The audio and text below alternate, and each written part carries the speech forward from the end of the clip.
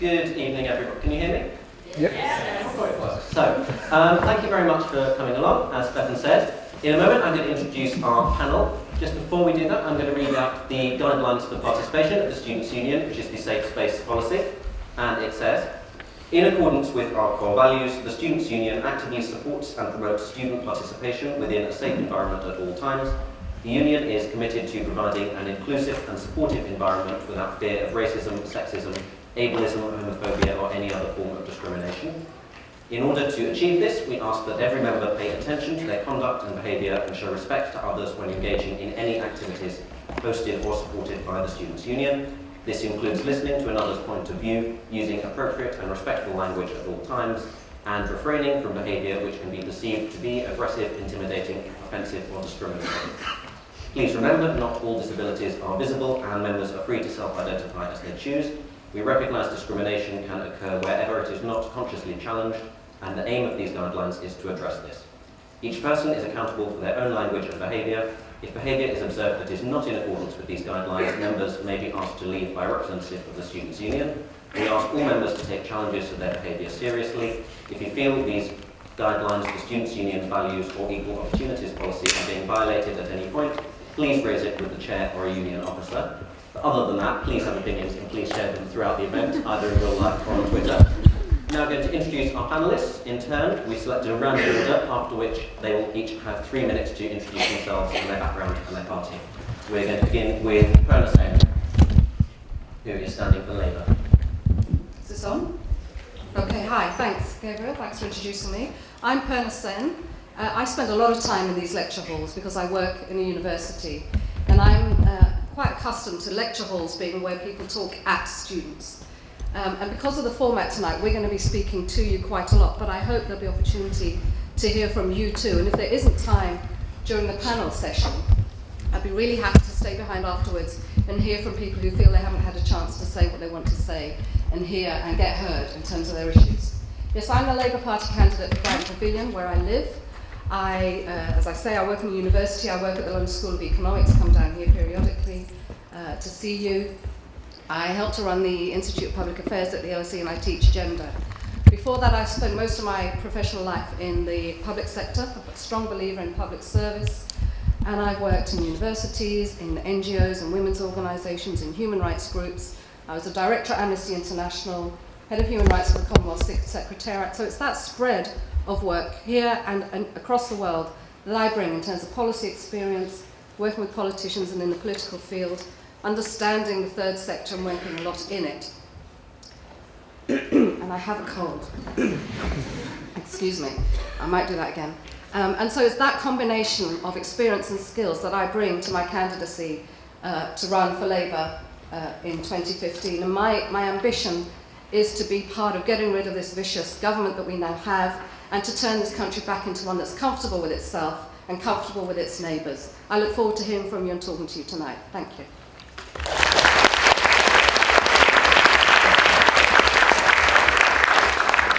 Our next panellist is Eakins, who is standing for the Liberal Democrats. All right, thank you very much. So just to be clear about something, I'm not actually the pavilion candidate for the Liberal Democrats. I'm actually selected in that constituency yet. So I'm the home candidate flying the flag for our party.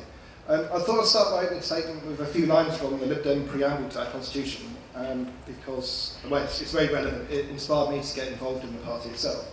It says, the Liberal Democrats exist to build and safeguard a fair, free and open society in which we seek to balance the fundamental values of liberty, equality and community, and in which no one shall be enslaved by poverty, ignorance or conformity. We champion the freedom, dignity and well-being of individuals.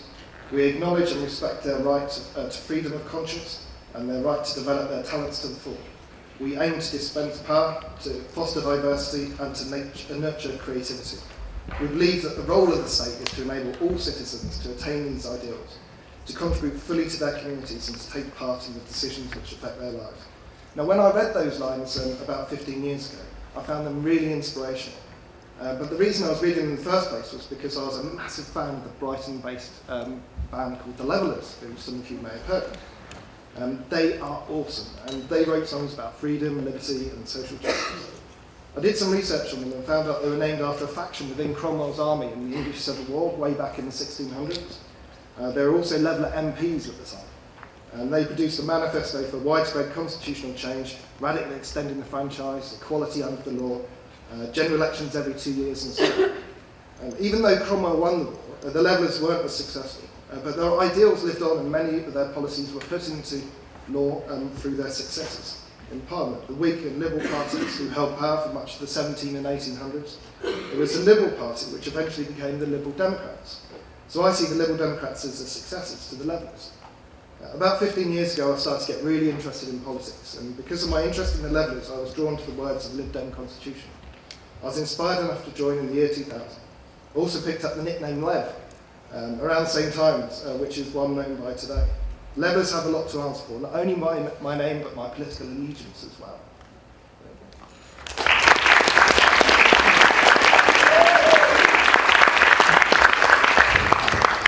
Our next panellist is Clarence Mitchell, who will be standing for the Conservative Party. Good evening, everybody. Thank you for coming along this evening. Yes, I'm the Tory candidate for the Brighton Pavilion, standing against Purna and Caroline and Nigel, of course. A little bit about myself initially. I am not your typical Conservative candidate. I have worked in the real world. I was not born in a think tank test tube. I have not lived all my life in the political echelons of Westminster. I have been a journalist for 25 years, starting off in newspapers in North West London and then working for the BBC for around 20 of those, followed by a brief career in the civil service within the Cabinet Office, working in Number 10 on the media monitoring side of things. And for the last 6 years or so, I've worked in public relations, public affairs, helping a number of individuals and one particular family through various crises that have needed their help because of the public-facing aspect of that. I mentioned one family only, the McCann family, the Madeleine McCann disappearance. I have been helping them through all of the media attention. Give an example of my experience, my life experience, if you like, and the fact that, yes, there can be such a thing as a compassionate Conservative. We are not the party that is often vilified by the left as uncaring, unfeeling, and we wake up in the morning thinking, what can we privatise, who can we victimise? It is an absolute fallacy that we should be perceived as such, and it is a failure of our communication in that people still believe this to this day. And I'm hoping that I will be a living example of how we are not like that, and we will discuss that in the areas we're going to touch on shortly. In a nutshell, what do I see for Brighton? Brighton is one of the greatest cities in this country. It should still be, it can be once again. The prosperity that the coalition government, led by the Conservatives, is bringing back to the nation, not in a vicious or vindictive way, as Purna says, but in a creative, sensible way, a fiscally responsible way. I want to see that prosperity filter down into Brighton as soon as possible. The city needs to live up to its true prosperity and its true potential once again, and I will play my part vigorously and actively, representing everybody in the constituency, should I be elected, to achieve that end. Thank you.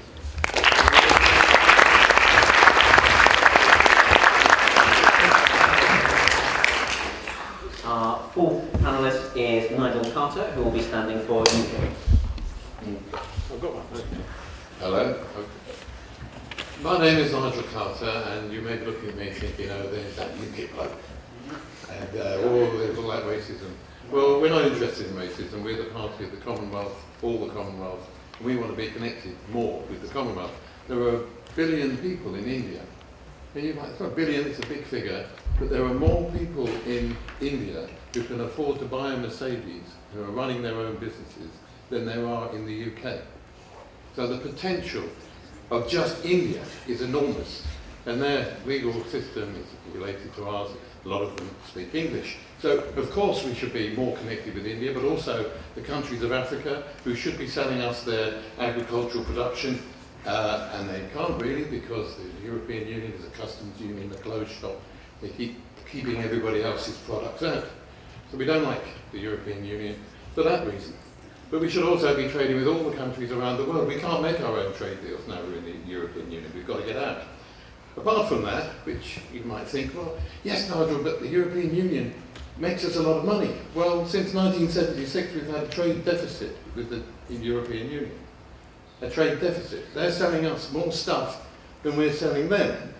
Not just this year, but since 1976. What the hell are we doing in the place? Well, we're spending 18 billion a year. 8 billion comes back to our agricultural and other factors, but they decide where it goes. We're spending 18 billion a year to belong to a club for influence. We're one of 28. All our MEPs from all parties are less than 10% of the vote in the European Parliament. The European Parliament is not a parliament. It can't make suggestions, can't put forward bills. Well, they're talking about being allowed to do it now, but it's not really a parliament, it's more of an audience.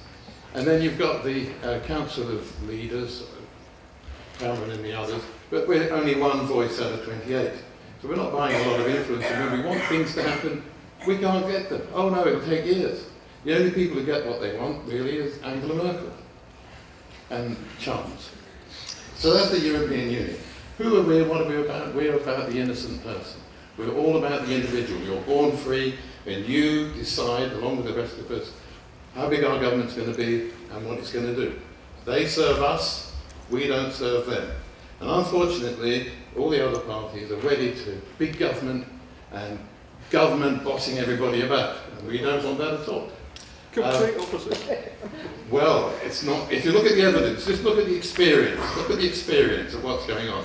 Would we bother to steal people's bedroom tax money? No, we wouldn't. Would we pay for tuition for people? Yes, we would. Because we think we put the investment in at the beginning, from toddler to job, you should have free education to get you started. Then the rest of your life, we won't see you. Because you'll be making money paying taxes, you won't be in prison, you won't have all kinds of problems. I'm afraid we're going to have to pause your 3 minutes there. Okay. No doubt we can come back to this. Okay, no worries, I'll be back.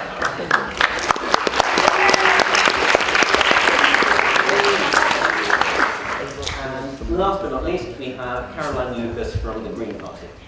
Well, thank you very much. Thank you, and I wanted to say a big thank you to Sussex students, many of whom were instrumental, I'm sure, in getting me elected back in 2010. So for those of you who were, many, many thanks for that. I've been back many times. I really value the relationship I have with the NUS, the UCU, and I've certainly been campaigning alongside those of you who've been deeply concerned about the outsourcing of services at the university. I'm passionate about this city. It is a huge honour to represent Brighton. I can't think of a better place to live. But there are also incredible challenges here too, as you will know, and I guess we will talk about those some more as the evening wears on, challenges around inequality or around mental health problems or around drug issues. Before I was elected to Westminster, I was in the European Parliament for 10 years, so I'm looking forward to some robust debates alongside my colleague here. But before that, I worked for Oxfam for 10 years. I was their head of the trade policy team at Oxfam. And I guess that was one of the key moments for me, was about really understanding a bit more about development, the importance of development, and in particular the importance of focusing on women in development and how, if you focus on things like women's literacy, income generation for women and so on, you can have a major impact in terms of people's prosperity.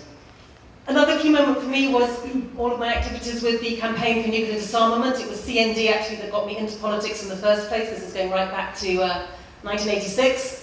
So I visited Greenham Common quite regularly, and I'm somebody who believes that spending £100 billion on replacing Trident over the next 30 years is an obscene waste of money. And I know we'll come back to it. I would proudly describe myself as a feminist. I think the last time I was here, there was that wonderful debate that you organised, students organised with a former model from the Sun. So that was a very interesting debate that we had. And as you'll know, I wore my page 3, no more page 3 t-shirt in Parliament and was told that was completely inappropriate and far more upsetting than any numbers of page 3s that were around.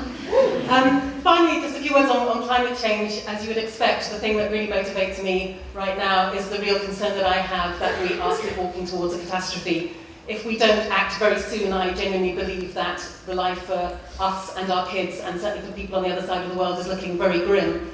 And it just feels such a wasted opportunity, because we know that investing in the green economy is good for renewable energy, energy efficiency, it's good for jobs, it's good for the local economy, and crucially it gets people's fuel bills down as well. It's a win-win. There aren't many of those in Parliament and in politics, so we should go for it. I want to tell you far more about what I've been doing in terms of challenging this government's cruel and counterproductive austerity agenda. I want to tell you more about my private members' bill to bring rail back into public ownership, and I'm hoping I'll have the opportunity to do that later on.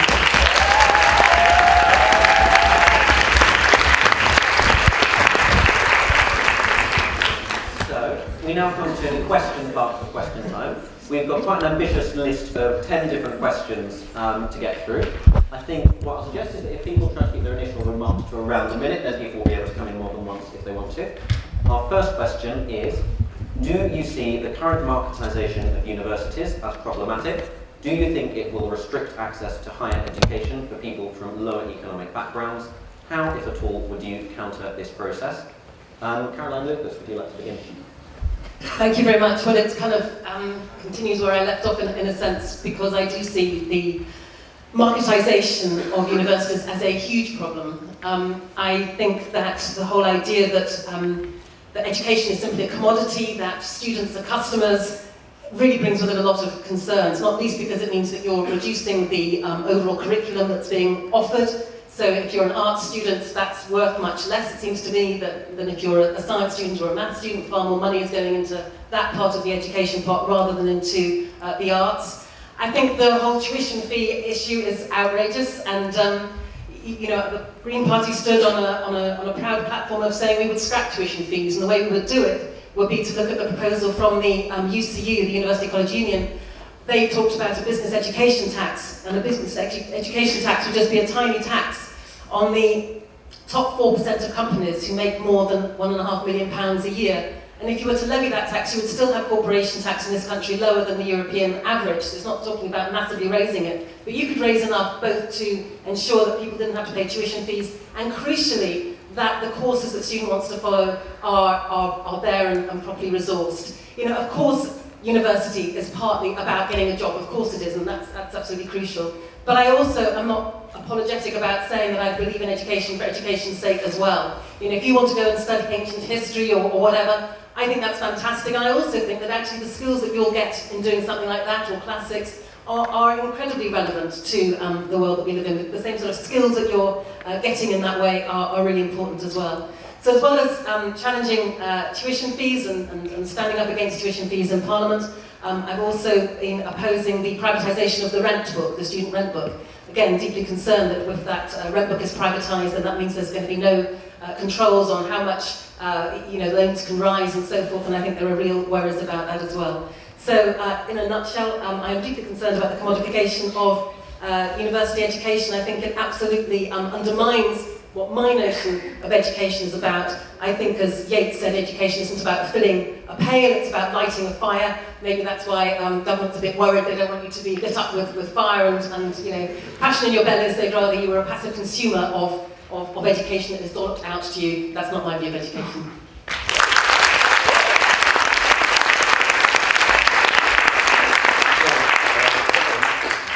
Hello? Yeah. I have to say that I largely agree with Caroline. We should not be charging, and it's amazing. But universities are extremely important, and tuition fees should be free. Not only that, if you're not using university tuition or you need to go on for further education, we think you should be able to carry forward a kind of credit which will enable you to take education later in your life if you need to re-educate yourself or move on to a different discipline. Because the important thing is that you're out there working and paying taxes, not sitting around getting nowhere, feeling depressed on the dole. So if you need to re-educate for a different career, then you should be able to do it. And universities need to update some of the things they're doing. They ought to be doing more online, maybe using new ideas. But certainly, we think every individual should be entitled to proper education right through to their job when they get a career. But we're not in favour of taxes. So you're going to say, okay, Nigel, how are we going to pay for this? Well, here it comes. We should be paying 18 billion a year membership fee to a club who've got no income and who impose £100 billion a year regulations on our industry, only 10% of which use those regulations, because only 10% trade with the rest of the world. The other 90%, the hairdressers, the mechanics, they don't need the regulations. They never will, but they're still hidebound by them. So that's my answer, nice and quick and brief.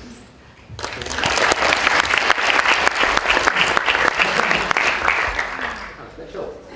Thank you, Gabriel. I speak as someone who left the state education system at secondary model level. I didn't go to university, and it's always been one of my regrets in life that I didn't. And when I see a fantastic world-class research establishment such as Sussex, I realise what I've missed. So I too understand the value of education. I completely agree with that aspect of what Caroline and Nigel have been saying. But equally, there is nothing evil about the principle of the market. The market, if it is properly regulated and properly controlled, can produce better results overall. The principle of a tuition fee, of course I understand why it's been so unpopular. But nevertheless, if you are taking a service from the state, in effect, for your higher education, where is the harm in wishing to repay that when you are in a position to do so, when you have got a good job, hopefully, through that good degree that you have secured through your own hard effort and work at university? That principle of repaying the state a small amount of what it costs them to educate you to that standard is not a problem for me and never has been. And in many cases, it will be a very small payment by the time you are earning and out in the world of work. So, in principle, I do not object to tuition fees. You may say, well, of course, I've never had to pay them. But boy, when you go into the world of work, you start paying for everything else, including your rent and everything out there. So, as I say, that principle, that aspect, if you want to call it marketisation, so be it. Again, we do not believe that the whole higher education sector is just some economic benefit, a machine to produce economic results and putting the bottom line before the students, before the staff. That isn't the case. It is about raising standards all round. It is about improving facilities. It is about attracting the brightest and best students to this country from abroad and developing their educational structures as well. Caroline mentioned briefly the student loan book. There are safeguards being brought in when that happens to ensure the student loan company and HMRC maintain that structure. Your repayments won't change, the terms and conditions of the loans won't change. So this idea that some private payday loan type company will come in and take on the book and raise your interest rates ridiculously through the roof, it just isn't true at this stage. It is not true. This stage. It's not. You can check with the government department responsible and they will tell you that that is not the case. Anyway, but in principle, we feel that if you want to describe it as marketisation, we feel that the process that's slowly underway is for the good overall. And the one point I would say to close on, I do think the senior staff do have a responsibility to bear here, and I think some of the Vice-Chancellor's salaries and the packages that are now available are far too high, and they need to show support for what the students are going through by recognising that they're being overly paid for what they're doing. Thank you. Eakins, please. Thank you very much. Do I think the marketisation of universities is a problem? I would do if it was true that students from disadvantaged economic situations were being put off from going to university. And most recent statistics show that if you're from a disadvantaged background, you're 70% more likely to go to university than you were 10 years ago. Now, we've got a big problem in our country of social mobility, and I don't want to oppose anything that is actively closing the gap on social mobility, which it appears that reforms in the university sector have done. Thank you.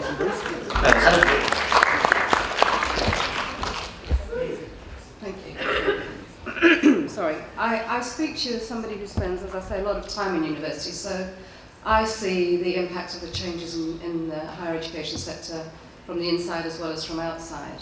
And I also have two daughters who've been through university and are dealing with the consequences of that financially.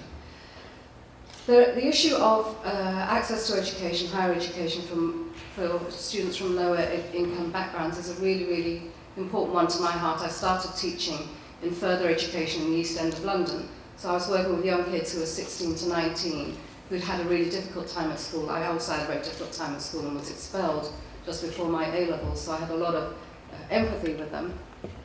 But the issue of access and participation to the full range of education is absolutely dear to my heart. And I teach in the social sciences, so I'm completely committed to the roundness of education, not just the vocational use of higher education. But look, the issue of access is really important. Lev has said there are more students from lower income backgrounds going into higher education. In 1979, there were 535,000 students enrolled in higher education. Last year, there were 1.8 million. Why the difference? If we had equal access across all income groups, in 2032, we would have 2.3 million students. Now, I rather hope that happens, because I think higher education is a fantastic thing, whether you're doing it for work or whether you're doing it for your own personal development and intellectual development. So we have to think about how to make that possible. I'm not going to talk to you about rhetoric and about exciting you about things that I cannot deliver. I'm talking to you from a position where as a party we're thinking about what we will do in government and what policies we will deliver for you. So we need to think about what will make that possibility real. We need to think about better tuition fees, and we have promised to reduce tuition fees to £6,000. We also need to think about more effective forms of financial support for students when they're in university, so scholarships and other forms of grants while students are studying.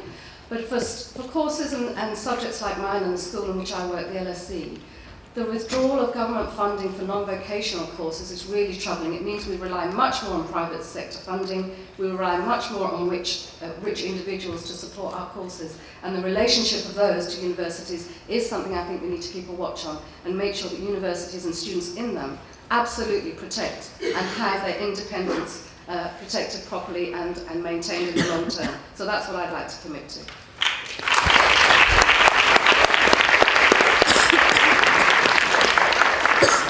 Caroline Lucas would briefly like to, sorry, I've got your microphone. Caroline Lucas would briefly like to come back on that. Thank you very much. Well, only because I suspected that the reference to rhetoric and promising things that you can't deliver was potentially aimed at myself, I don't know.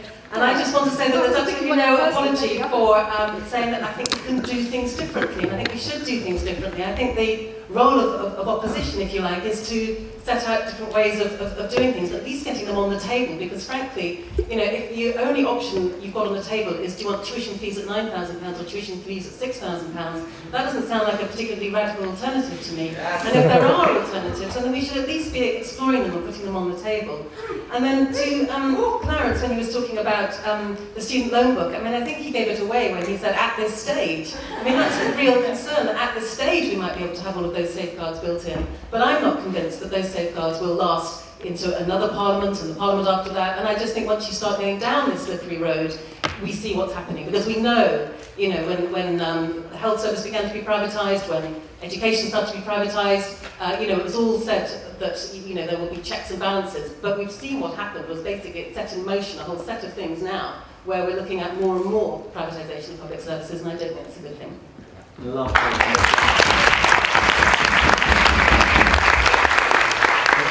One very brief response to that, Karen. If the book is sold, as I understand it, it will be sold in tranches over a period, but each of those will be a contract, and the terms of the contract will dictate. That is part of the negotiations for the contract. But nevertheless, the government is determined, the Conservative coalition is determined that the book would go across with the terms and conditions around the loans as they currently exist maintained.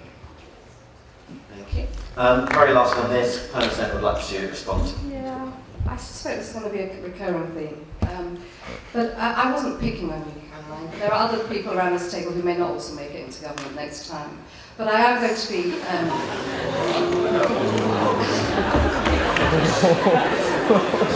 I am making a serious point to you about delivery of promises. Of course there has to be a wide debate, and of course all options have to be on the table, and we have to talk about them. But I'm not going to promise you things that I'm not serious about. And I'm going to talk to you seriously about what we can and can't do. And I hope you'll come back to me and say what it is you'd like to see us doing. Later on, I'd like to talk to you about processes through which we can do that. Thank you.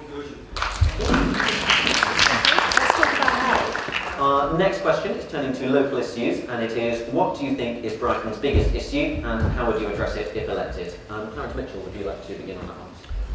Yes, thank you very much.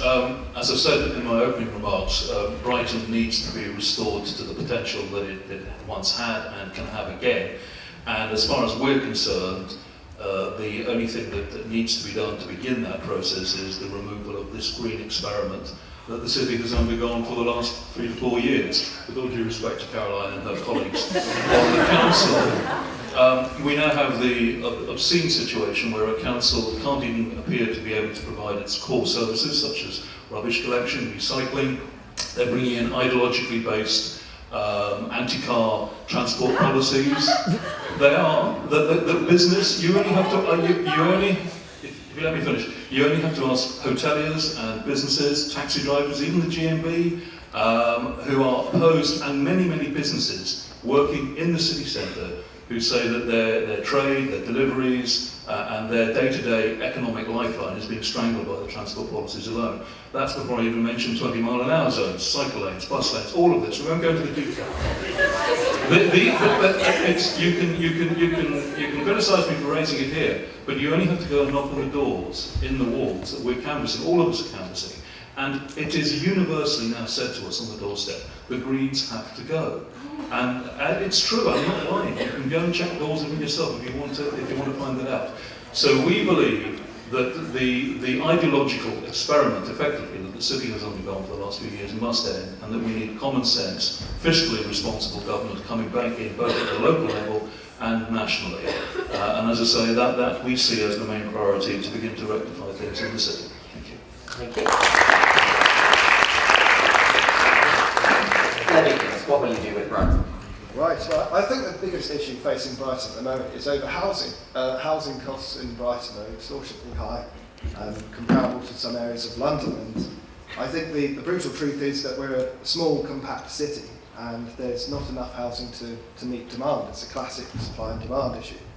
I think that if I was elected MP, what I'd probably do is work with the council and other parliamentary colleagues and coming up with a few options to put to the public over what we want to do as a city to address this, because I think we could radically expand the size of the city to build a bunch of extra social and private homes to increase the supply of housing, and that would drive down house and rental prices. That would be one option that I'd be particularly in favour of. But I would want the city itself to take the final decisions. That's why I would work across different organisations to try to come up with some realistic options. There you go. Thank you.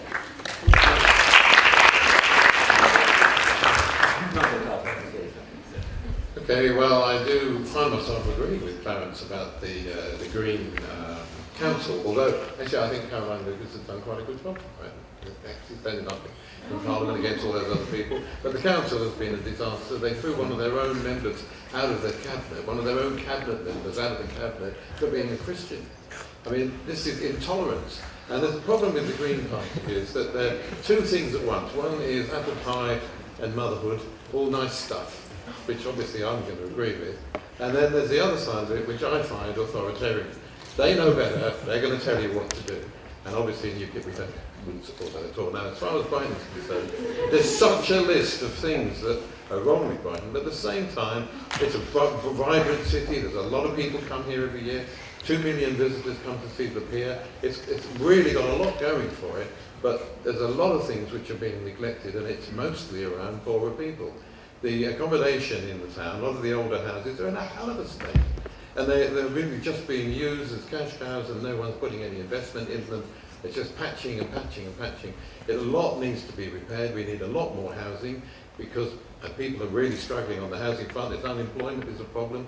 So we need to get business going, and actually raising parking charges will deter tourists. And once they're deterred, it'll cost a fortune to advertise to get them back again. So we certainly don't want to be raising parking charges. We need to be able to make more capacity so people can come here.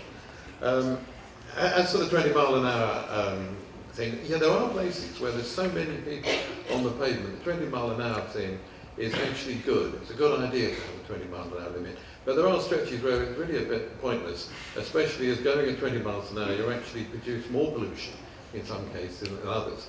And in fact, personally, I'm looking at the idea that maybe we should ban diesels at certain times from coming into town, because diesels produce particulates which go right into the alveoli in the lungs, and are actually they're probably the prime cause. The difficulty is, of course, we've got buses with a 30-year life on diesel, and we've got trucks, delivery trucks coming to town, which are actually rather essential. So certainly we need some new housing, we need to do something about the unemployment, but there's also the policing issue. How safe is it to go out at night around Brighton? I'd like to see a lot more done to make sure everyone's safe, especially gays and being attacked far too often. Shouldn't be attacked at all. People should be able to be safe to go out there. We should be looking after the innocent citizens of the city rather than falling over ourselves to let people commit crime after crime after crime before going to prison. We should be very firm. Crime is a choice, and they should choose not to. We should be looking after innocent people. That's me. Thank you.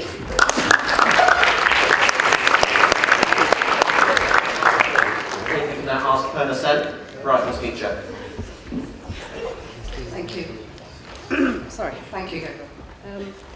So the funny thing about being on these panels is you don't know who you can agree with and who you're not, and I'm going to have to say I agree with a lot of what Clarence said, which I hadn't expected to say.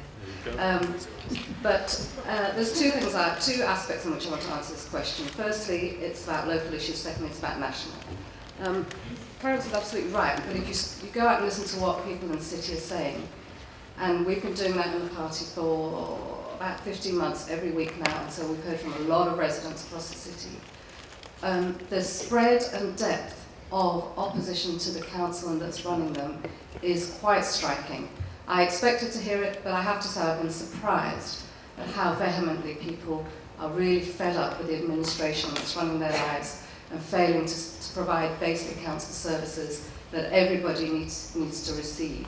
So issues around bin collection and setting a budget, basic legal obligations of a local administration, the failure in doing those has blighted the lives, many lives, of people with whom I've spoken over the last a year and a half. And so that's something that's really worrying in terms of Brighton's biggest concerns. But also, Webber's right, housing comes up a lot, and it comes up a lot with students. I've been talking to students again recently. I don't know if you've seen also Movement for Change on campus, working with you on issues to do with housing, poor quality of housing that you have to access, mould in rooms, the bad behaviour of letting and managing agents, and most importantly, the high rents that you have to pay, as do others outside the university. We're really stuck for accommodation here. We're really stuck for decent housing and at rates and rents and prices that people can afford. We live in a city which has costs which are comparable with London, whereas most of you and many people outside here are earning wages and incomes that are far below London rates. So that's one issue. But also going beyond, the council work on the transport policy, they're not all bad measures. They're not necessarily bad to have 20-mile-an-hour limits or cycle lanes. But the way in which it's been done is extremely divisive. And to make any car driver feel like they're the devil in disguise is not the way to run a city and to make it cohere and to make neighbourhoods work together well. So there are ways of doing things that this council, in its naivety and innocence in government and power, I think has gone very badly wrong for the residents of this city. But also the city suffers. It's an amazing city. I've been coming here since I was 9. I've lived here for the last 5 years. I expect to grow old here. I have a massive investment in it. This city is not at its best now. It needs to get there. We need also to recognise that the city is harmed by the national policies in which we find ourselves now under this government. National policies which set people against each other, which ask people to mistrust their neighbours, to divide us all as scroungers and strivers, to hate the disabled and welfare claimants. We live in that poisonous climate that we have to undo and put right. And Brighton suffers from that too. So I would like to see Brighton benefit and thriving, both by getting rid of this government and getting rid of this council.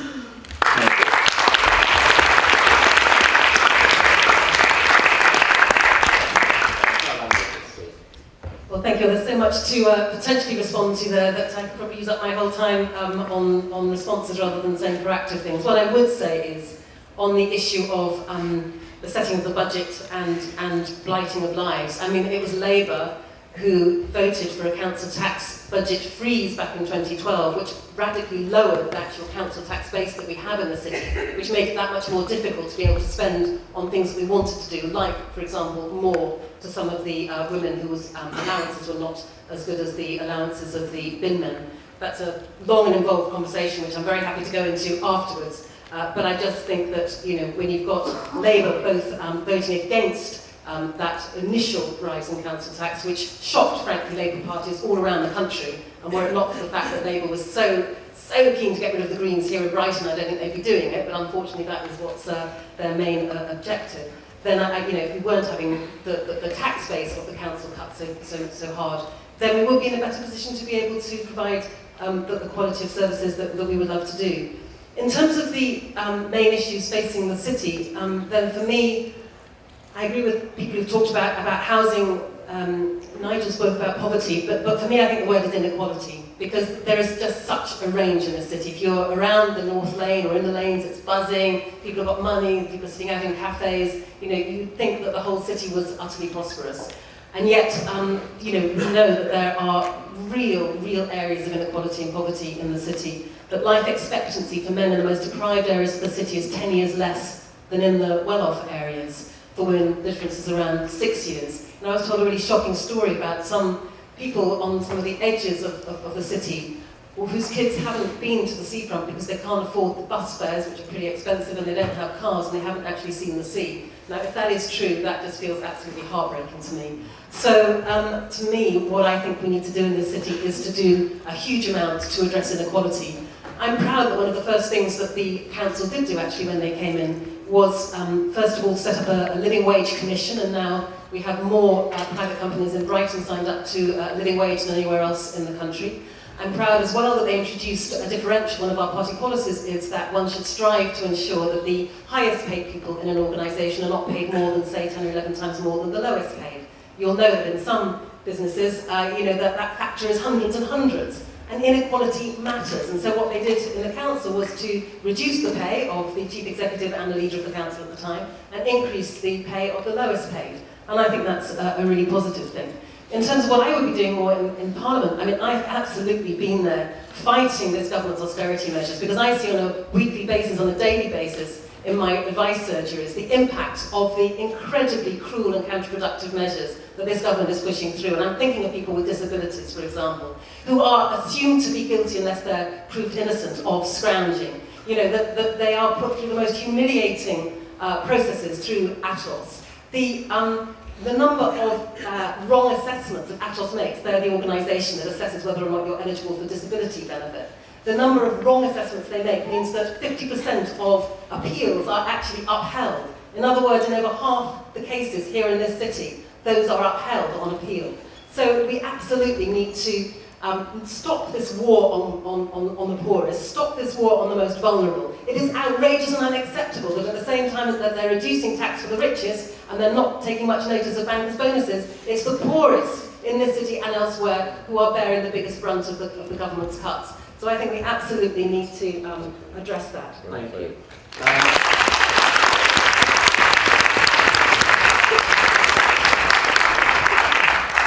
There's a rumour going around that some people in this room actually live in Brighton, so we're going to open it up briefly to the floor. If anyone has any comments or questions they'd like to raise, this person here, please. You might just have to shout, unfortunately. What policy would you implement about recycling and natural services? Like, for example, in my house, I've tried to order a new bin, but the services have been inadequate. So what would you do to change that? Okay, we'll take a couple at a time. Recycling bins. Anyone else? Yes, in yellow. You were very, Clarence, were very opposed to the ideological transport measure in the city, and I was just wondering why you think that more cycle lanes, for example, which are very liberating, cycling in general is be a very liberating thing, and there are a lot of schools who are getting more and more into cycling, and a lot of sort of projects, including participatory in cycling. Why do you see that as problematic? Thank you. Should we just take one more and then people can generally comment if they like? Is there one more? Great, cycling and recycling. Well, first of all, on the cycling, we're not against cycling per se. It's a fantastic activity. It's healthy. It is very green. Of course, no problem with that at all.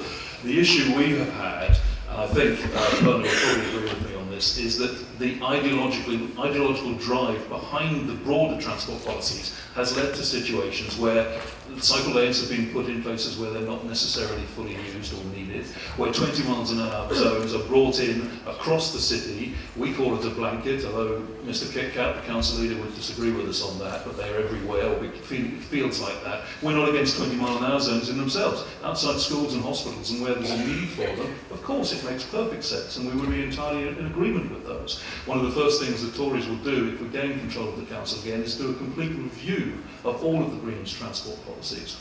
It's not just me saying this from a party perspective. You only have to ask the taxi firms in Brighton. You only have to ask the hotels and some of the unions. They're now joining forces where you've got to the situation where paid-for adverts are taken out in the Argus, condemning the council for its transport policies because they say that it's strangling the business economy of the city, which is the lifeblood of it. This is a tourism, this is a conference city, it's got a fantastic digital economy. All of that is at threat if this continues. As I say, you have a situation, to come to recycling the bins, where you have the Party of the Environment presiding over a city that has mountains of rubbish festering in the streets, recycling not being collected. As a result, carbon emissions are going up, recycling rates are going down, and then the council wants to charge us 4.75% in terms of extra council tax for the privilege of not performing that core service. Okay, it's now been agreed it's 1.99% to avoid a referendum, another political stunt that was put forward as an idea to try and blame the government for the problems.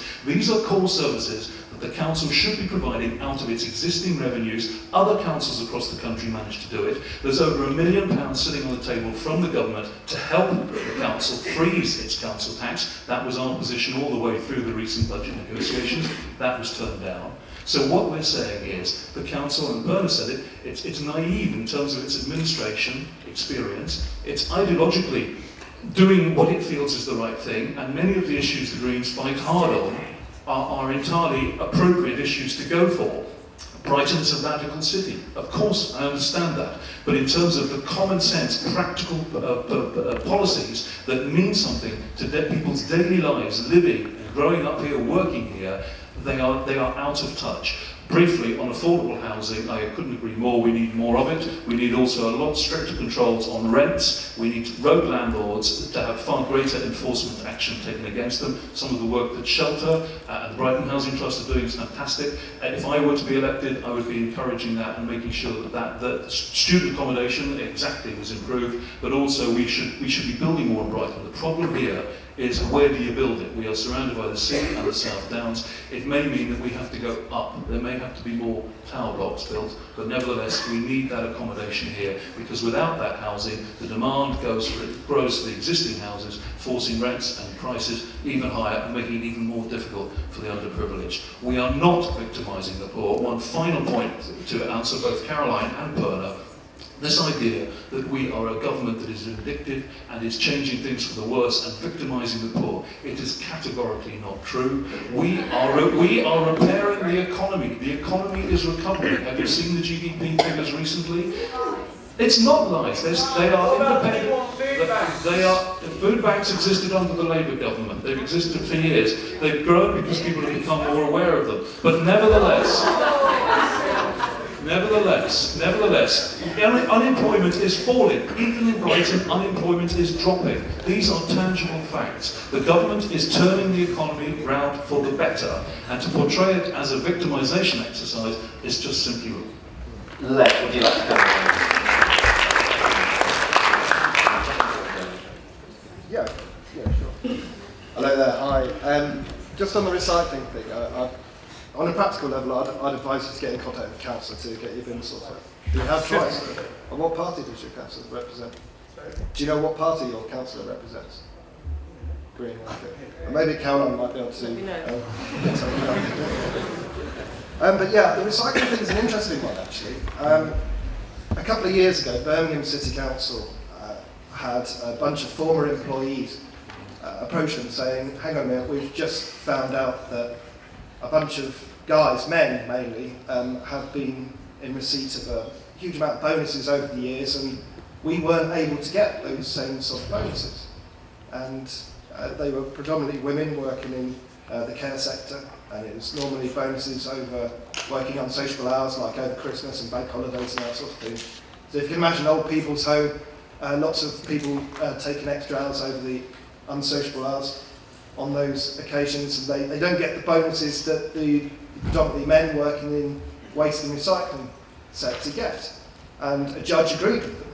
In the end, he said, yes, this is about equality, and there is a gender bias against payments in Birmingham City. Now, Birmingham's decided to go to court over this instead of settling out of court. And as a result of this, Birmingham's having to pay initially a £750 million fee to settle this court case. Now, since then, councils right across the country have been adapting to suit about equal pay, and Brighton Council has been doing so as well. Now, I've got quite a lot of sympathy for the Greens on this issue, even though I'm not a supporter of the Greens. I think they've been unfairly tarnished as trying to cut salaries across Brighton and Hove of those people who work in the waste sector, when actually what they're trying to do is to introduce equality and equal pay.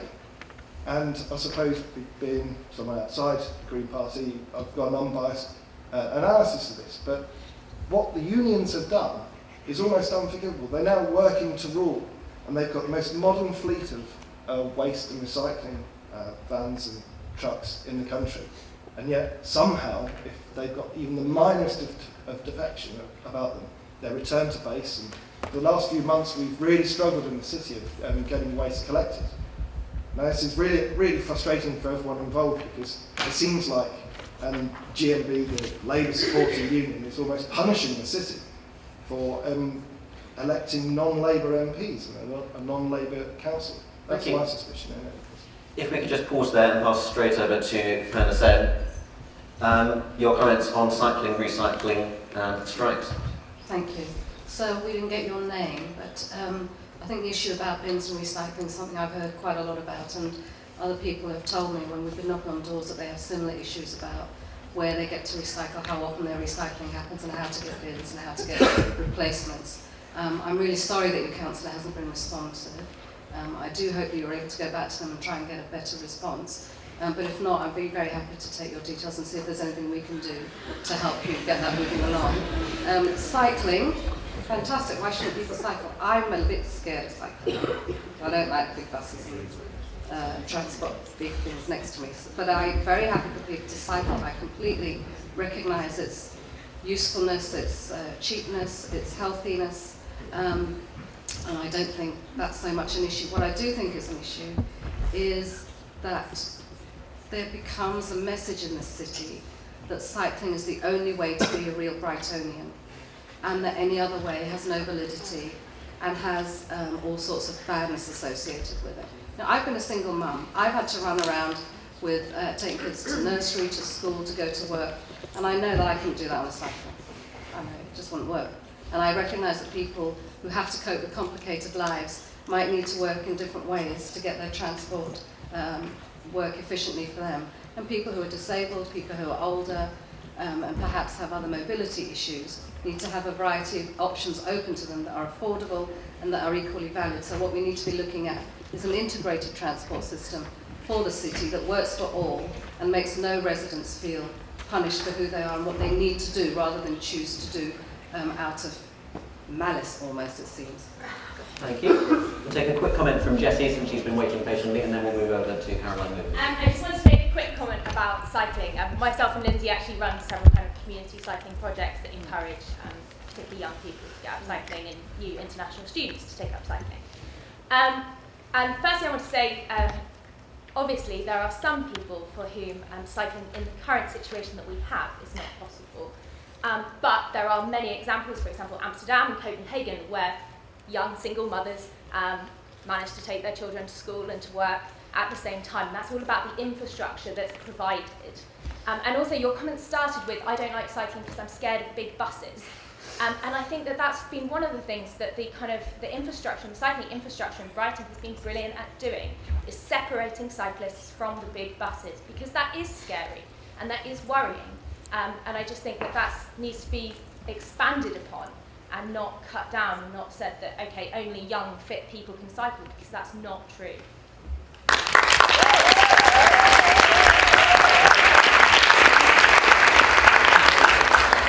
You're absolutely right. Everybody needs to feel safe on the roads, whoever they are. Well, I'm not disagreeing with cycle lanes. What I'm saying is that you can't do it in a way that makes people feel demonised for not cycling.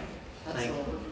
I think Caroline, it's sorry, it is. Nigel Yes. Carter. Don't worry, Caroline's agreed as well. Okay, pretty quick. The basics of UKIP, I want to tell you, by the way, nigel.carter.9 on Facebook. Check it out. There's all my comments are on there, and you can find out all about it.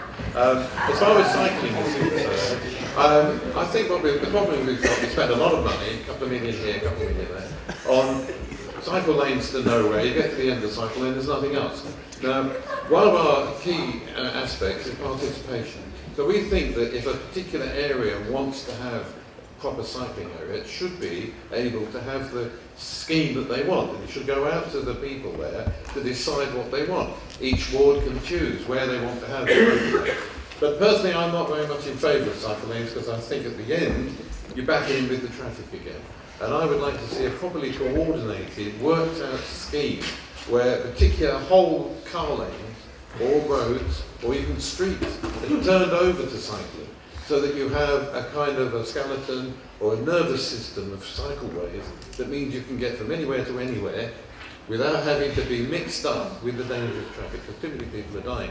And if you're going to have a cycling town, that's what you want. You want a properly coordinated system that has been democratically elected. What we've been getting is bits and pieces, spending an awful lot of money on lanes to nowhere. Now, some of it has worked out well, some of it hasn't. But we do have to allow for the fact that a great deal of stuff has to come into Brighton every day by truck. And if it doesn't, we're all going to starve, and the businesses are going to go away and move somewhere else. I mean, Asda has, I think it's about 5 trucks a day coming. Now, that has to be dealt with. That's just one shop. So we need to take all that sort of thing into account. As for recycling, this is part of a contract. And the problem with privatisation is unless you supervise a privatised contract, then the privatised contractor will quite often try and skimp and dodge things and use one person instead of 2 and not quite live up to the contract. And so if the council isn't supervising it, you're not going to be able to get your recycling bin, because nobody's watching it, and they'll say, oh, well, we'll give it to him one day when we're ready. And so there needs to be a lot more administration of your services. And that's something else we're about. We're all about the individual getting the services they want. The left-right paradigm needs to be thrown away, because it doesn't work. You can't put Stalin and Blair on the left together. It just doesn't work. We need a new measure, and the new measure is this. Are you, as an individual, getting the services you require from your governmental system? And that's actually a really tough thing, and so you need to be on these people's cases. Now let's go over the history. Yeah, from the back pass along. So far, question 2 of 10. Are we going to start? No, well, there are so many issues that have been brought up, but I did just want to particularly appreciate, was it Jessie who was talking about the Lewis Road, for example, and one of the reasons that Lewis Road scheme was put in was because a student was tragically killed on that bit of road, and I'm very proud that we did get the money to put that scheme in, and it wasn't money that could have been used on other things. It was the council bidding for money from the Department of Transport and winning £4 million, which couldn't have been used for anything else, contrary to what you might believe when you hear some other people talking about it. So that was dedicated money that could only have been used for cycle lanes, and I think they've done a really good job. The Lewis Road was also one of the most polluted areas of the city, and that actually kills people essentially. I mean, people can die from air pollution and so forth, and the EU were about to come in, you'll be delighted to hear this, and potentially fine us because of the levels of pollution in the atmosphere there. I remember being so shocked to hear that there was a particular accommodation development that was going to go ahead on that road, and it couldn't, because if people had opened their windows onto the Lewis Road, then the level of pollution that they would have been experiencing if they did so would have been against all of the standards, and it would have been illegal. So it was that bad. So we need to take action. The 20-mile-an-hour zones, people have been crying out for 20-mile-an-hour zones. I would accept that. I think that they could have been rolled out more smoothly. That I do agree with, and I think we could have perhaps looked at bigger areas at a time, because what you have is, you might ask somebody, do you want a 20 mile an hour, sorry, getting muddled up with the controlled parking zones. Anyway, 20 mile an hour zones that have, people were crying out for them, and people want more of them, and I think that's fine. I wanted to physically come over and, well, not physically, but metaphorically hug Lev for what he said about the bin strike, because it is incredibly complicated. And I think, you know, I really appreciated the way that you actually put some clarity onto this, because essentially, as you said, the Greens inherited a problem from both previous administrations, Labour and Tories, who hadn't got to grips with this. It was about equalising allowances between predominantly female work and predominantly male work. And obviously, what you would want to do would be to raise the allowances of the female to the level of the male. And if Labour hadn't blocked our proposals, for example, for a higher council tax, we could have got the money to do that. We didn't have the money to do that, so that led us into some really difficult negotiations. Nobody wants to be negotiating with people to reduce allowances. And essentially, the final outcome was that some of the bin men were going to work longer hours for the same pay.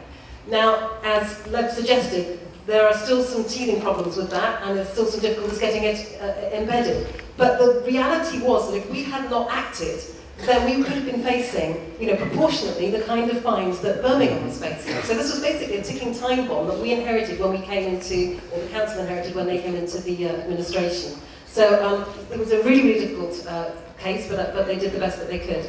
I would love to talk to you afterwards. I'm so sorry I didn't catch your name. But if council isn't responding to your request for another bin, let me know, and I will make sure that they do. And personally bring it round if I need to.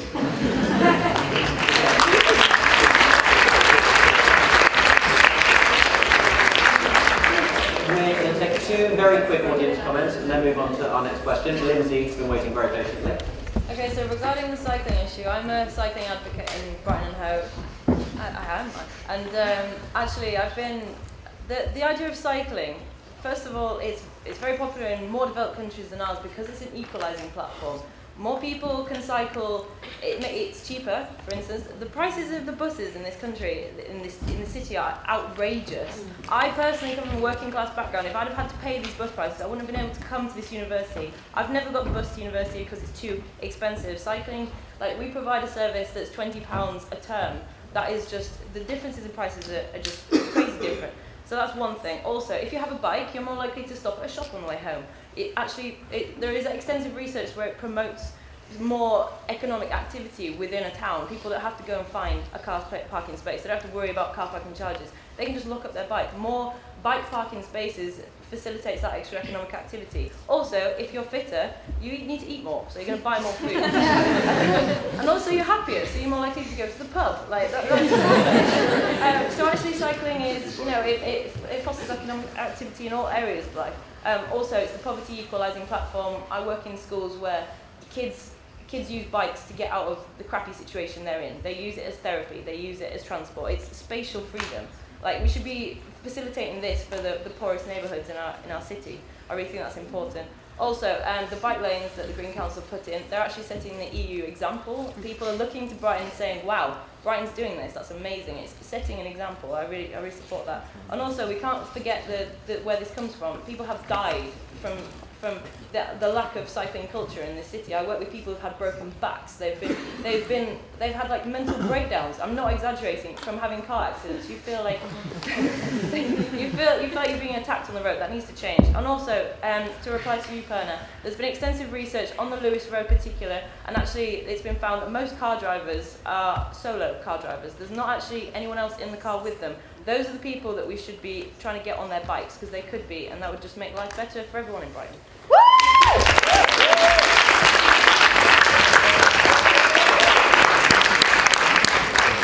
And briefly from the lady in black here. This was just Clarence Mitchell. When you said that we're repairing... No, sorry, another lady in black, that's you. I'd like to hear the question. So what is it? I don't want to waste time. No, well, we can talk later. I was just going to say, you said it's about repairing an economy, but how does it make sense to create such a massive deficit by raising the tuition fees if you want to We repair? didn't create the deficit. The previous Labour government's 13 years of mismanagement of the economy created the deficit. The largest peacetime deficit in our recent history that we inherited. That's why we're having to be fiscally responsible by bringing in these austerity measures as they're characterised. We have to be responsible with the money we have. We can't keep overspending, overtaxing. That's why the higher education sector, along with every other sector, is equally vulnerable to being asked to make those cuts. And that's what's happening. Thank you. It's painful, but it's working. Can we take a question from this lady here very briefly? Thank you. I think the biggest problem in our society is poverty. Like, if I give an example, like last week from Western Road, there is a homeless guy, and he was trying to sell his artwork, and this guy was quite harmless, and there were a couple of police officers or community officers were trying to stop him, and so far I can concern as a individual person, is that this guy wasn't doing any harm at all. He was, obviously for some reasons he was a homeless. And he made some artwork and people were interested. Maybe perhaps it could be related to that, how he was interacting with that. And when I talked to the police officer, they were telling me, oh, we are just doing our job. He doesn't have any license. We need to get a license. But I think the bigger issue is that someone is on the street as homeless, then they're also, that he wasn't causing any harms or anything. That was the big issue. It was quite shocking for me. That should be, as a society, we need to look at it. But individual police officer were saying, no, I'm just doing my duty. Because poverty, I think, is the biggest issue because it's related to education. I'm afraid we're going to have to move on to the next question, but I'm sure this topic will in fact arise later. Say something one more, sorry. I'm afraid we're going to have to move on. We're still on about 2.5 out of 10. Probably my rating as presenter as well. Next one, question.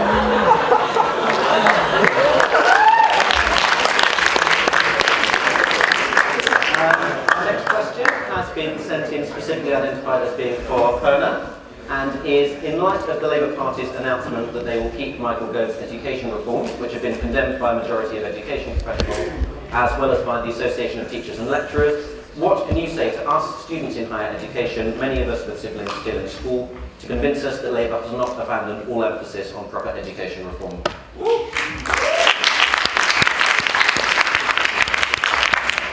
So, first of all, let me say again that I'm an education professional. I have been so for 30 years.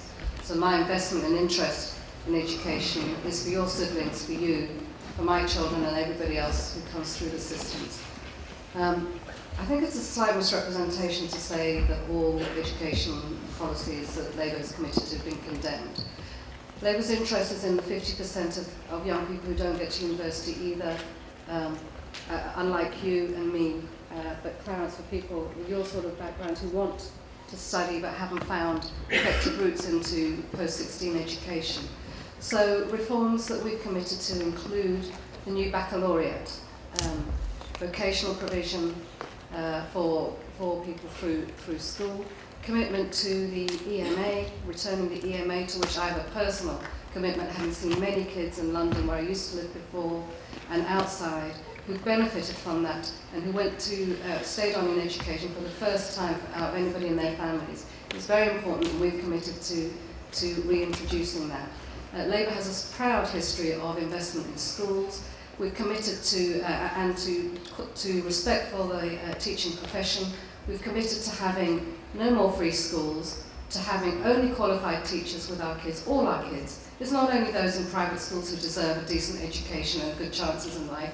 We're committed to the state school education system being the best it can be for all kids. And we have you, Purna. no more free schools. And we're interested in having local authorities ban on new state schools being lifted so we can have them again. And these reforms were welcomed by the ATL on a statement on the 4th of March, which if I had time, I would read to you. Thank you very much. we're now going to introduce a fresh rule, which is that in your final 30 seconds, Hannah is going to get more and more passive-aggressive until it runs to a halt and we move on to the next speaker. Our next question, we're moving to Brussels, and it is, how do you view Britain's relationship with the EU? How, if at all, would you seek to change it if elected? And our random selection process has in fact chosen Nigel to start. Well, we leave. End of. Just gone. Because it's holding us back from making trade deals around the world. And that is one of the reasons why we've got so many poor people, because we are not allowed to make trade deals for ourselves with the rest of the world.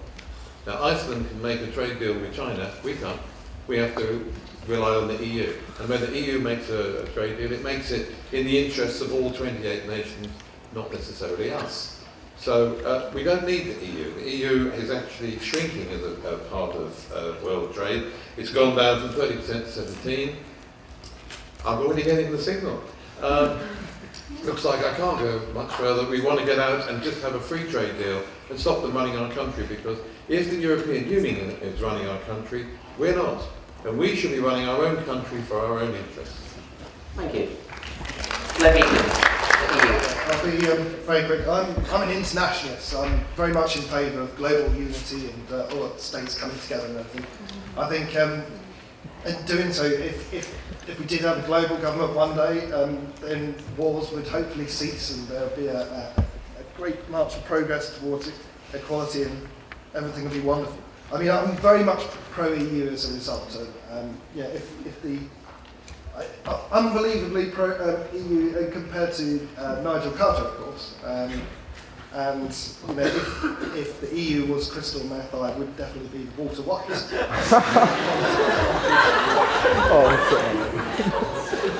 I think it's marvellous. So I think we should extend the EU very large.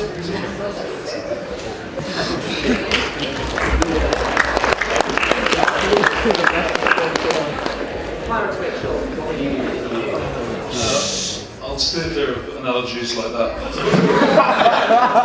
For a start. The EU, it's our most important trading partner. The original common market was exactly that. It was a trading arrangement. That is what it should go back to in our view, but we should still stay part of the European Union as long as we renegotiate the terms to our satisfaction. I would also add that we are the only party represented on this table tonight that has actually offered a full referendum to give you a yes-no question on membership. Nigel, for all his complaints, is in no position to deliver that. And we will do it sooner than 2017, but because of our coalition partners who are opposed to it, we're having to go for the next election. And as a result, if you vote Conservative, get a Conservative majority in the next government, you will have that chance to cast your own decision on our future membership of the EU. But as a party, we will broadly recommend staying in membership on renegotiated terms. Thank you. I promise very short. I've got to come back on that. I am in a position to get us out of the EU if you, the British people, decide to vote for us. What happened in the past is not necessarily what happens in the future. The idea of democracy is if everybody votes UKIP next time, you get a majority in Parliament, we're out. Thank you. If you'd like to pass along to Caroline Webber now with the EU.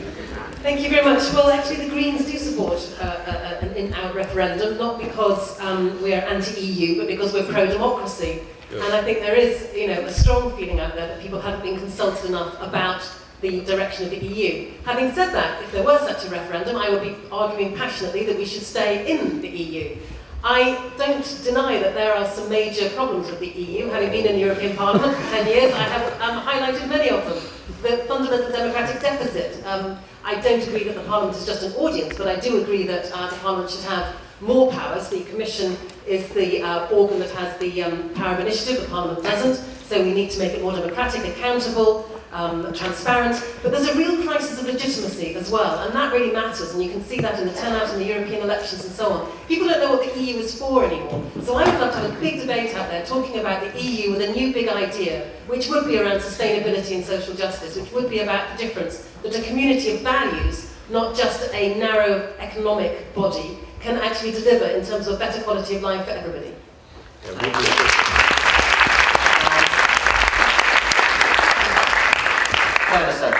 Thank you.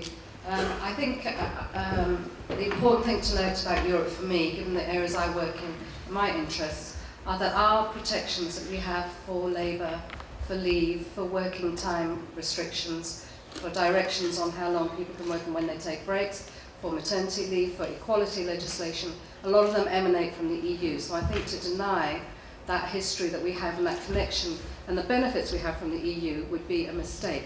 Our current government is turning down free money, as it were, from the EU at the moment on helping with young people with jobs and on clearing up after the floods.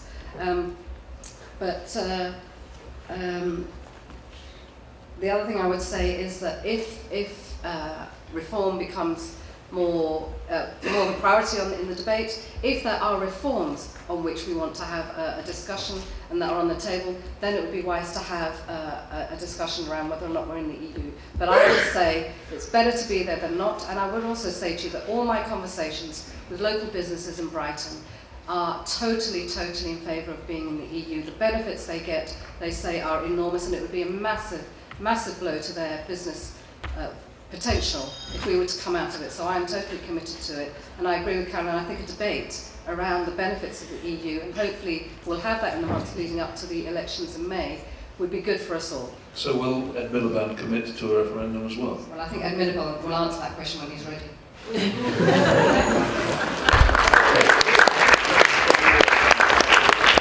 I completely disagree with Bernard, because the idea of the EU being on the side of the working person is complete nonsense. Here's why. Back in the 70s and the 80s, we had a lot of strikes, some overpowerful unions, but they looked across to America, the United States, and said, how come you don't have troubles with your union? Well, partly it's because they did a lot of strike breaking in the past, but it's also because if they've got mass immigration, they've got an unending supply of desperate people who will take any job at any wage, any wages, and any conditions. And they learned from that, and they said, look, if we can get a situation, this is the big corporate bosses, if we can get a situation where we can have loads of people coming in, we can undermine wages, we can undermine conditions, we can get cheap labour in, and we can also smash the unions. It's absolutely mad for Labour to be in favour of the EU. Sorry. Is there anyone on the floor who'd like to come in? Really? Very briefly. So we all talk about wanting an open and frank discussion about the European Union, which is fantastic. But as far as I know, it's only Nick Clegg that's actually off to have a frank one-to-one with Nigel Farage. What about the other two parties? Three, sorry. I'm sorry. How about the other three parties? Would you debate with Nigel Farage? Yes. One-to-one. Have you offered that invitation to him? No. If he offered, would you take it? Yes? Yeah. And the other two candidates as well? Yes, the leadership has got, if Cameron has offered that, he will make that decision nearer to the time. We are the only party that's actually doing, not talking. We are offering a referendum if you vote Conservative. The others aren't offering. Again, they offered it before and didn't do it. Any other comments on the floor? Yes. Hi, I think something that keeps getting forgotten in this debate about the EU is if we want to trade with the EU, we're still going to have to meet their standards, particularly with products and basic regulations. So to say, oh, we'll leave the EU, that's great. It's not really going to work like that, because our businesses are still going to have to incur those costs, meeting those standards. The only difference will be if we're out, is we won't have any kind of negotiation and influence over what those standards are. Do you accept that? Can I come back on that? Please. The point is that only 5% of our business is dealing with the European. But it's 40% of our trade. So it means the other 95% are having to comply when they don't want to. But the point about the European Union is not just about the trade. By the way, notice that it's a trade deficit, not a surplus. But we have a trade deficit with the rest of the world. But when we trade with the United States, we have to comply with theirs. When we go to China, we have to comply with theirs. Comply with everybody's regulations. That's not a problem anymore. But wouldn't you like to influence those regulations? They're actually running our country. They're actually running our country now. They're instructing us how we can behave and what we can do. We are involved in that process now.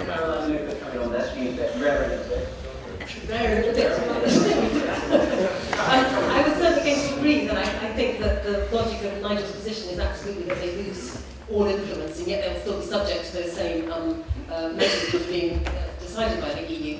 There were two other very quick things. The first was actually, I forgot, I remembered, actually our leader, Natalie Bennett, has asked to be included in the debates. So who knows, there might be a UKIP and Lib Dem and Greens, but we definitely want to be in those debates, and we want to be into the general leadership debates as well. But the key point I wanted to make was about the Transatlantic Trade and Investment Partnership, which is known as TTIP. And this is something that is very bad about the EU, because basically this trade agreement that they're trying to sort out with the US has an investor-state element to it, which essentially means that corporations will be able to take democratically elected governments to court over things that those corporations think are barriers to trade, like, I don't know, labour standards or environmental standards or anything else that people have democratically fought to achieve. And so, there's a lot when I talk about the fact that we need more transparency in the EU. Many more people need to know that these kinds of agreements are being done in our name that are massively damaging to us. That's the case with EU-US. And when the EU does these trade agreements with poorer countries, again, we are responsible for doing some pretty horrible things when it comes to the impact of our free trade on the local economies of developing countries. So simply to say that on the trade agenda, there is much to reform when it comes to the EU. Thank you. We're now going to move to our next question, which is, do you view the government's austerity measures as essential? And if not, how would you deal with the economic recession differently? Once again, it's going to be 1 minute each to kick off. Purna Sen, would you like to begin? Sorry. Would you like to begin? Yeah. Well, I'll have a drink before you ask me and wet my throat a little. I think the austerity programme that the government has imposed on us over the last almost 4 years is wicked, vicious, despite what Clarence says, and ideologically driven.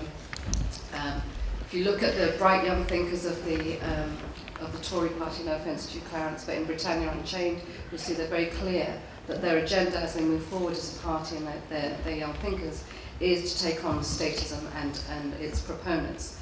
So the austerity agenda, for me, is dangerous in two ways. One is it masks and provides a cloak for an anti-state agenda. An anti-state agenda that means anybody who benefits from anything from the state is to be vilified, and the state is to be minimised at all costs. To go back, I think David Cameron said, to levels of 1948. Secondly, excuse me, austerity, it damages. It's been very, very damaging, as I say, to people who are poor, to people who need the support of the state. And I have to say to you, I think all of us, many of us, perhaps not all, perhaps some of you are wealthy enough not to be in this position, but many of us are one catastrophe away from poverty. I arrived in this country. We're going to have to. £39 for a family of 4, and as a single mother, I was paying for food on credit card. I don't know if I need support of the state, and I will not condemn those who do. Thank you.